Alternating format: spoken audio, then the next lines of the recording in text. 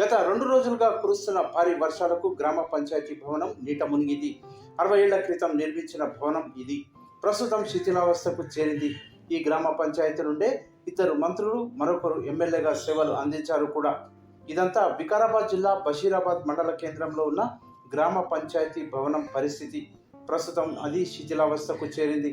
పాలకులు, అధికారులు మారినా కూడా భవనాన్ని పట్టించుకోకపోవడంతో ప్రస్తుతం అది శిథిలావస్థకు చేరింది. చినుకు పడితే చాలు గ్రామ పంచాయతీ భవనం నీట మునిగిపోతుంది. దాదాపు గత 60 సంవత్సరాల క్రితం నిర్మించిన ఈ భవనాన్ని కనీస మరమ్మతులు నోచుకోవడం లేదని స్థానికులు అంటున్నారు. ఈ గ్రామ పంచాయతీ నుండే 3 ఎమ్మెల్యేగా ఎన్నికయ్యి శాసనసభకు వెళ్లారు కూడా. అందులో 2 మంత్రులుగా సేవలు అందించిన ఘనత ఈ గ్రామ పంచాయతీకి ఉంది.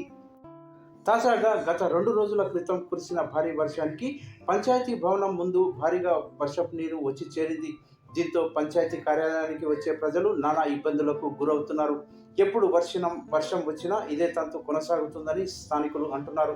అంతేకాదు గ్రామ పంచాయతీ కార్యాలయం ముందున్న రోడ్డు సైతం గుంతలమయంగా మారడంతో రోడ్లపైకి భారీగా వర్షపు నీరు వచ్చి చేరుతుంది. ఇప్పటికైనా సంబంధిత అధికారులు, పాలకులు స్పందించి నూతన గ్రామ పంచాయతీ భవనం నిర్మించాలని లేదా కనీసం మరమ్మతులైనా చేయాలని గ్రామ ప్రజలు కోరుతున్నారు.